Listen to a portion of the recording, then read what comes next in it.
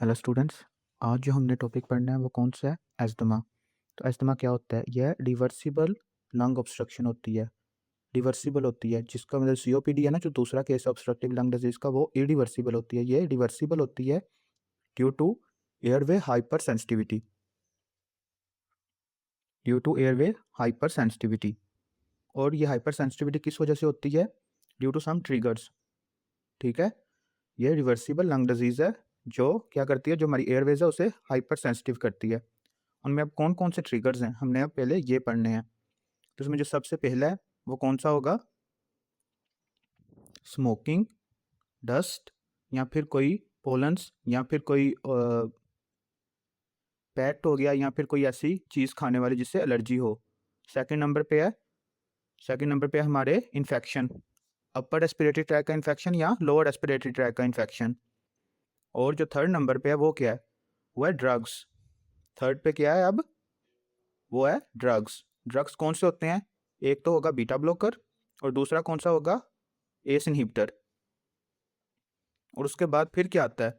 इसके अलावा exercise, cold environment, anxiety, stress, ये सारी चीज़ें आएंगी। एंग्जाइटी या स्ट्रेस आएगा, उसके अलावा कोल्ड एनवायरनमेंट है उसमें, ये भी एक ट्रिगर है ना इसका अस्थमा का, क्योंकि ये ब्रोंको कंस्ट्रिक्शन करवाते हैं। और अब ये एक्ट कैसे करता है? ये जो हमारा है ना बीटा एड्रेनर्जिक रिसेप्टर या सिंपैथेटिक नर्वस सिस्टम को इनहिबिट करता है, जिसकी वजह से क्या होता है? ब्रोंको कंस्ट्रिक्शन होगी, क्योंकि सिंपैथेटिक नर्वस सिस्टम क्या करवाता है? ब्रोंको डायलेशन करवाता है। तो ब्रोंको कंस्ट्रिक्शन से क्या होता है? डिजनिया होगा, शॉर्टनेस ऑफ ब्रेथ होगी। अब इसके बाद है कि एस्थमा के साथ कौन सी ट्राइएड्स एसोसिएटेड हैं? एक है एटोपिक ट्राइएड और दूसरी कौन सी है? सेम्टर्स ट्राइएड। एटोपिक ट्राइएड में क्या होता है? एक तो एस्थमा के फीचर्स होंगे, एक एस्थमा के फीचर्स होंगे, एक होंगे एलर्जिक रिनाइटस। ये क्या है? नोज में ना, नोज में एलर्जिक इन्फेक्शन होगा। और तीसरा क्या है? Atopic dermatitis. ये स्किन का होगा मसला। और सेम्टर ट्रेड्स में क्या होता है? इसमें एक तो एस्थमा होता है, दूसरा एस्पिरिन से सेंसिटिविटी होती है, और तीसरा क्या होगा? Nasal polyps. नोज में ना पॉलिप्स बन जाएंगे, नेजल पॉलिप्स सेकंड वन, और थर्ड वन क्या है? Aspirin sensitivity. Aspirin sensitivity. अब इसके बाद आता है कि एस्थमा मतलब हमारी बॉडी पे ये ट्रिगर्स कैसे एक्ट करेंगे, पैथोफिजियोलॉजी क्या है इसकी। जब इनमें से कोई भी ट्रिगर हमारी बॉडी में एंटर होगा ना, जैसे कोई एलर्जन हुआ है या डस्ट हुआ है, कोई भी ट्रिगर जब हमारी बॉडी में एंटर होगा तो सबसे पहले क्या होगा? हमारे जो डेंड्रिटिक सेल्स है ना, मैक्रोफेजिस, जिसे हम क्या कहते हैं? मैक्रोफेजिस, वो इस पे हमला करेंगे। मैक्रोफेजिस इसे काउंटर करेंगे। इसे हम दूसरा क्या कहते हैं? Dendritic cells. फिर क्या होगा? T helper cell, it stimulate T helper cell which converted into T helper 2 cell. T helper cell से क्या बनेगा? टी हेल्पर 2 सेल्स बनेंगे। और ये क्या करेंगे? ये फिर रिलीज करेंगे इंटरल्यूकिन 4 एंड इंटरल्यूकिन 5। क्या रिलीज करेंगे? पहला क्या है? इंटरल्यूकिन 4, और दूसरा कौन सा होगा? इंटरल्यूकिन 5। अब इनका क्या रोल होता है? जो इंटरल्यूकिन 4 है ना, ये किस पे एक्ट करता है? अब प्लाज्मा सेल के पास जाएगा। किसके पास जाएगा? प्लाज्मा सेल के पास जाएगा, और उधर जाके क्या करेगा? Increase IgE antibodies. कौन सी एंटीबॉडीज को इंक्रीज करेगा? आईजीई एंटीबॉडीज को। और आईजीई एंटीबॉडीज क्या करते हैं? ये हिस्टामिन रिलीज करेगा। हिस्टामिन और ल्यूकोट्राइन्स। मास्ट सेल के जरिए क्या रिलीज करेगा? Histamine and leukotrienes. Histamine and leukotrienes. अब इसके बाद जो हमारा दूसरा है वो क्या है? इसने ल्यूकोट्राइन्स किए हैं। अब इंटरल्यूकिन 5 ये क्या करेगा? अब जो इंटरल्यूकिन 5 है ना, इसका रोल होता है ये सिनोफिल्स रिलीज करेगा, जो क्या करेंगे? जो प्रोटीएस प्रोटीएस एंजाइम को इंक्रीज करेंगे, और दूसरा ल्यूकोट्राइन्स रिलीज करेंगे। हाँ जी, दूसरा क्या है? ल्यूकोट्राइन्स रिलीज करेंगे। अब जो हिस्टामिन और ल्यूकोट्राइन्स है ना, इनका क्या फंक्शन होता है? ये क्या करते हैं? ये एयरवे ऑब्स्ट्रक्शन करवाते हैं, ब्रोंको कंस्ट्रिक्शन करवाएंगे। ये एयरवे ऑब्स्ट्रक्शन करवाएंगे। जब एयरवे ऑब्स्ट्रक्शन होगी तो इसका क्या इफेक्ट होगा? एक तो होगा सबसे पहला क्या? ब्रोंको कंस्ट्रिक्शन होगी। ब्रोंको कंस्ट्रिक्शन होगी। जब ब्रोंको कंस्ट्रिक्शन होगी तो एयर बाहर नहीं निकल पाएगी, उसे हम क्या कहते हैं? एयर ट्रैपिंग, जिसकी वजह से क्या होगा, इन्फ्लेमेशन होगी, और म्यूकस प्लगिंग, जो म्यूकस है वो भी ऑब्स्ट्रक्ट हो जाएगा, बाहर नहीं निकलेगा, तो उसे क्या कहेंगे, म्यूकस प्लगिंग कहेंगे।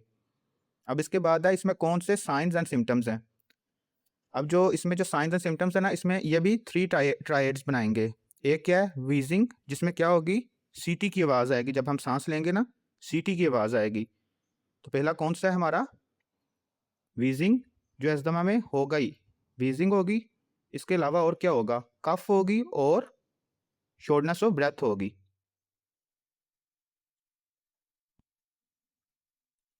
ब्रीथलेसनेस एंड कफ, कौन सी कफ, ड्राई कफ इसके साथ एसोसिएटेड है मोस्टली। उसके अलावा जो और सिम्टम्स होंगे वो कौन से हैं, चेस्ट टाइटनेस, मतलब हमें छाती पे दबाव महसूस होगा, और ये कौन सी कफ होगी, ड्राई कफ होगी। और जब हम सुबह सुबह उठेंगे ना, सुबह सवेरे, ये वाले सिम्टम्स वर्स होंगे, symptoms are worse in the early morning.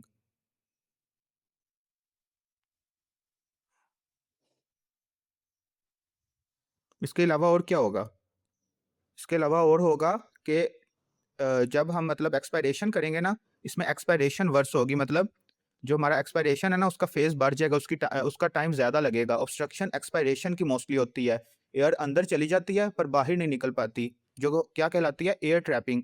Air जब अंदर ही ट्रैप हो जाएगी तो क्या होगा, as a result hyper inflation of the lung. ठीक है, एयर अंदर ही ट्रैप हो जाएगी और इसे हम क्या कहेंगे, hyper inflation of the lungs.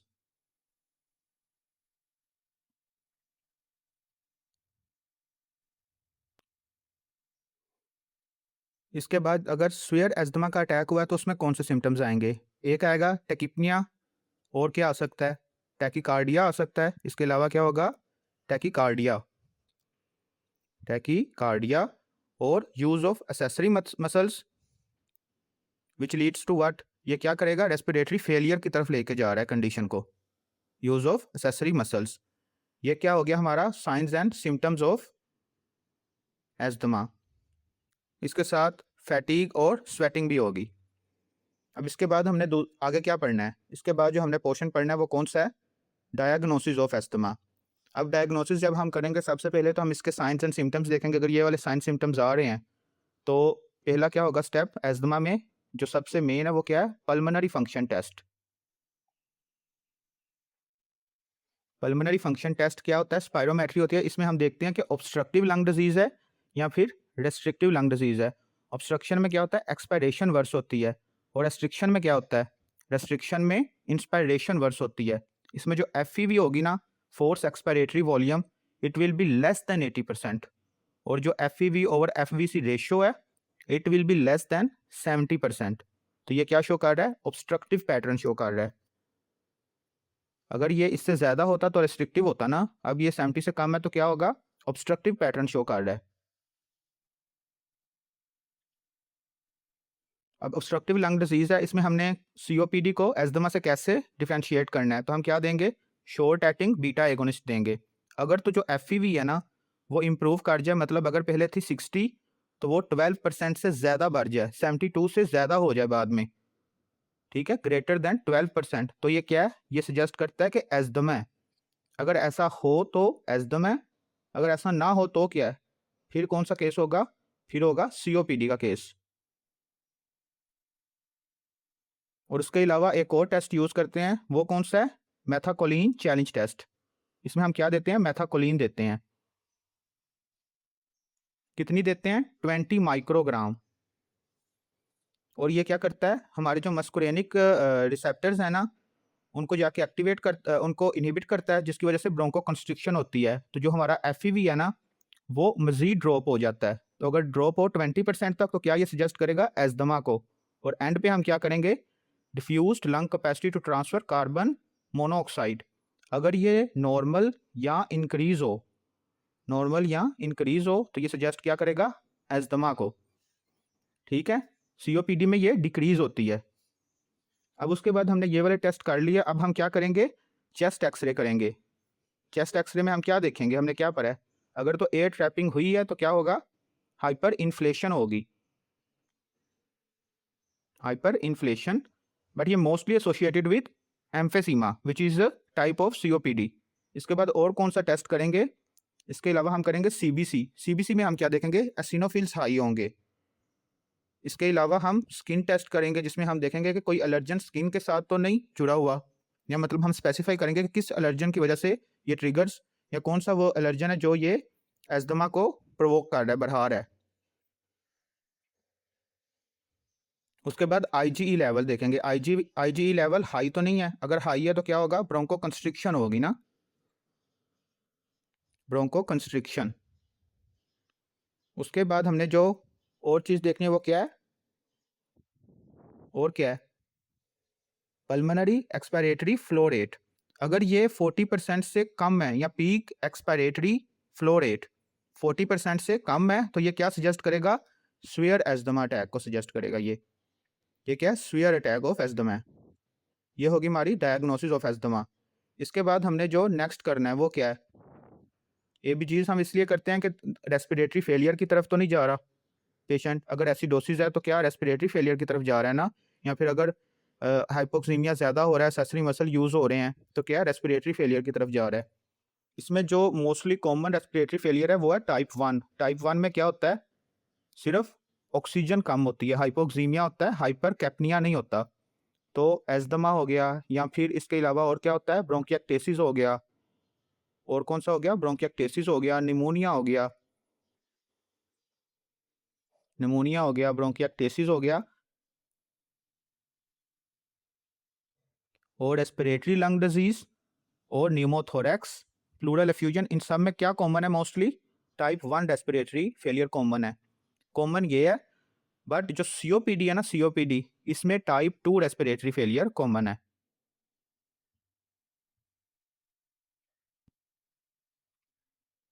और जो सीओपीडी है, एक्सेप्ट सीओपीडी, मतलब सीओपीडी के अलावा, इसमें क्या होता है, रेस्पिरेटरी फेलियर टाइप 2। अब इसके बाद जो हमारा है वो क्या है, ट्रीटमेंट ऑफ एस्थमा। अब हम इसे ट्रीट कैसे करते हैं, ये हो गया ना हमारा डायग्नोसिस हो गया। इसके बाद क्या हमारा ट्रीटमेंट ऑफ एस्थमा। तो सबसे पहले हम क्या देखेंगे कि हम इसमें कौन कौन से ड्रग्स यूज़ करेंगे, मतलब एस्थमा में ड्रग्स कौन कौन से यूज़ होते हैं। इसमें ब्रोंकोडाइलेटर्स यूज़ होते हैं, drugs used in asthma, treatment of asthma. अब इसमें जो सबसे पहला वो कौन सा है, ब्रोंकोडाइलेटर्स। कौन से, जो बीटा एड्रिनर्जिक रिसेप्टर्स पे एक्ट करते हैं और उन्हें स्टिमुलेट करते हैं। Sympathetic nervous system, sympathetic nervous system जब एक्टिवेट होगा तो क्या होगा, ब्रोंकोडाइलेशन होगी ना। जब ब्रोंकोडाइलेशन होगी तो क्या होगा, हमारी जो एयरवेज हैं वो खुल जाएंगी और एक्सपायरेशन इजीली हो जाएगी। तो इसमें कौन कौन सी एग्जांपल्स हैं, एक तो होगी एल्ब्यूट्रोल, पहली कौन सी होगी, एल्ब्यूट्रोल। ये क्या है, शॉर्ट एक्टिंग बीटा एगोनिस्ट। और दूसरी कौन सी है, साल्मेट्रोल। ये क्या होगी, लॉन्ग एक्टिंग बीटा एगोनिस्ट, मतलब इसका असर ज़्यादा देर तक रहेगा, और इसका जो शॉर्ट एक्टिंग बीटा एगोनिस्ट है ये जल्दी से एक्ट कर देगी। उसके बाद क्या है, मस्कुरेनिक एंटागोनिस्ट। ये क्या करेंगे, ये मस्कुरेनिक रिसेप्टर्स को इनहिबिट करेंगे। मस्कुरेनिक रिसेप्टर्स क्या करवाते हैं, ये ब्रोंको कंस्ट्रिक्शन करवाते हैं, decrease bronchoconstriction by inhibiting muscarinic receptor, by inhibiting muscarinic receptors. अब इसकी एग्जांपल्स क्या होंगी, इसकी एग्जांपल्स हैं इप्राट्रोपियम, ये क्या है, short acting muscarinic antagonist, short acting muscarinic antagonist. और उसके अलावा क्या है, टायोट्रोपियम,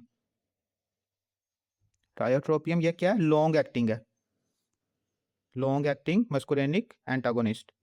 अब उसके अलावा और हम कौन से ड्रग यूज़ करेंगे, इसके अलावा होते हैं कोर्टिकोस्टेरॉइड्स। कौन से, इनहेल्ड कोर्टिकोस्टेरॉइड्स में कौन सा हम यूज़ करते हैं, डेक्लोमेथाजोन। और जो ओरल है वो कौन सा है, प्रेडनिसोलोन।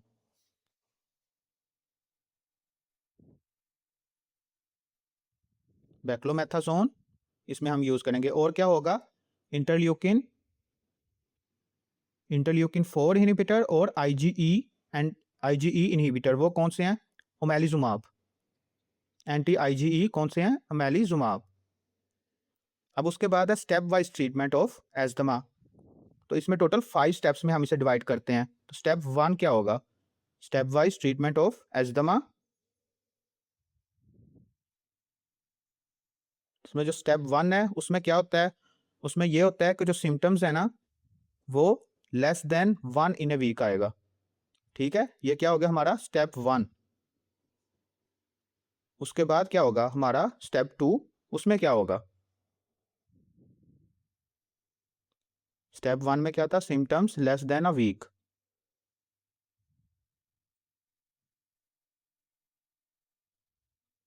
और स्टेप 2 में क्या होगा? सिम्टम्स 2 या 2 से ज़्यादा आएंगे एक वीक में।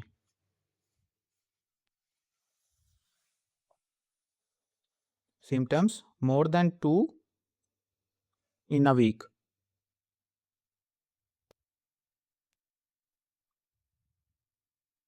और उसके बाद स्टेप 3 है हमारा, उसमें क्या होता है?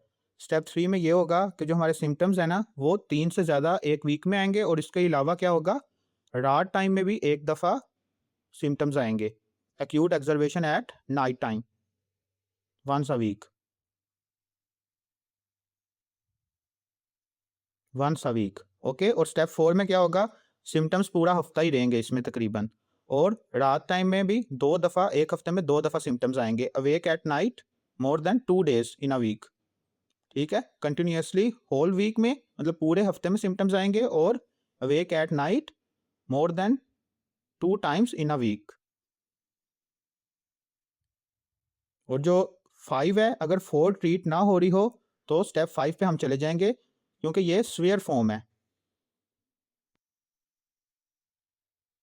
अब इसमें हम स्टेप 1 में और स्टेप 2 में क्या देंगे? पहला हमें ये ड्रग्स हमने करने हैं। स्टेप 1 में क्या देंगे? Short acting beta agonist. कौन से देंगे ड्रग हम इसमें? Short acting beta agonist. क्योंकि ये इतनी सीवियर फॉर्म नहीं होती ना, तो सिर्फ शॉर्ट एक्टिंग बीटा एगोनिस्ट से ही काम चल जाता है। पर जो न्यू गाइडलाइंस है वो क्या कहती हैं? इनहेल्ड कॉर्टिकोस्टेरॉइड्स प्लस फॉर्मेट्रोल, ये देते हैं। पहली गाइडलाइंस थी उसमें था शॉर्ट एक्टिंग बीटा एगोनिस्ट, अब क्या है? Inhaled corticosteroids plus formoterol. और स्टेप 2 का भी ट्रीटमेंट न्यू गाइडलाइन में इनहेल्ड कॉर्टिकोस्टेरॉइड प्लस फॉर्मेट्रोल ही है। ठीक है, और स्टेप 3 में हम क्या देंगे? मीडियम डोज इनहेल्ड कॉर्टिकोस्टेरॉइड्स, या इसके अलावा क्या दे सकते हैं? इसके अलावा देख सकते हैं short acting muscarinic antagonist plus low dose inhaled corticosteroids. Step 4 में हम क्या देंगे? Long acting beta agonist plus medium dose inhaled corticosteroids. और जो लास्ट है वो क्या है? स्वीयर फॉर्म है। तो इसमें हम क्या देंगे? Long acting beta agonist plus high dose of inhaled corticosteroids. और इसके अलावा स्टेरॉइड्स हम देंगे, ओरल स्टेरॉइड्स भी देंगे। कौन से हैं वो? प्रेडनिसोलोन है।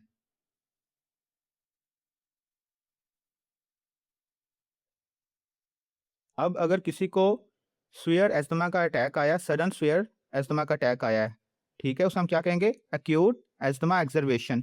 इसमें क्या होगा? एस्थमा के सिम्टम्स सडन इंक्रीज हो जाएंगे जिसकी वजह से जो हमारा रेस्पिरेटरी फंक्शन डिक्रीज हो जाएंगे। और क्या होगा इसके अलावा? और होगा इन्फ्लेमेशन। ठीक है, क्योंकि एयर ट्रैप हो जाएगी और म्यूकस अंदर ही बिल्डअप होगा जिसकी वजह से क्या होगा? इन्फ्लेमेशन होगी। अब इसके साइंस क्या आएंगे हमें? इसमें जो सबसे पहला होगा साइलेंट चेस्ट, मतलब ब्रेथ साउंड ही नहीं आएंगी, ब्रेथ साउंड हमें सुनाई नहीं देंगी। उसके अलावा टैकीपीनिया, और इसके साथ ब्रैडी अरिदमिया भी हो सकता है और टैकी अरिदमिया भी हो सकता है।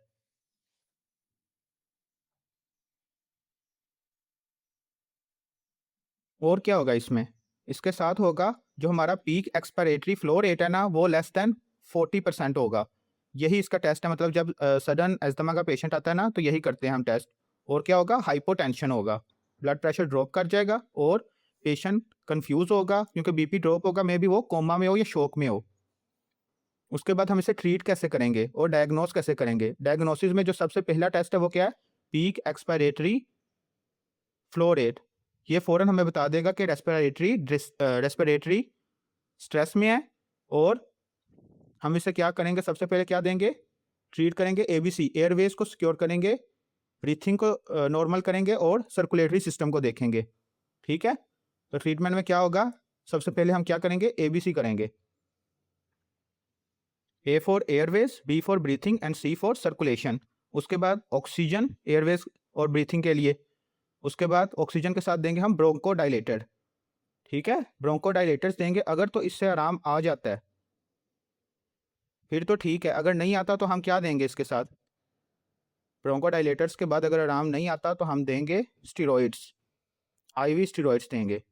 क्या देंगे? ब्रोंकोडाइलेटर के बाद अगर आराम नहीं आता तो हम क्या देंगे? स्टीरॉइड्स देंगे और आईवी स्टीरॉइड्स देंगे ये। और अगर इससे भी आराम नहीं आ रहा तो फिर हम देंगे short acting muscarinic antagonist. Severe एज़्मा है, इससे भी आराम नहीं आ रहा तो क्या देंगे? Short acting muscarinic antagonist. और अगर इससे भी नहीं आया तो फिर हम क्या देंगे? IV magnesium, IV magnesium sulphate देंगे।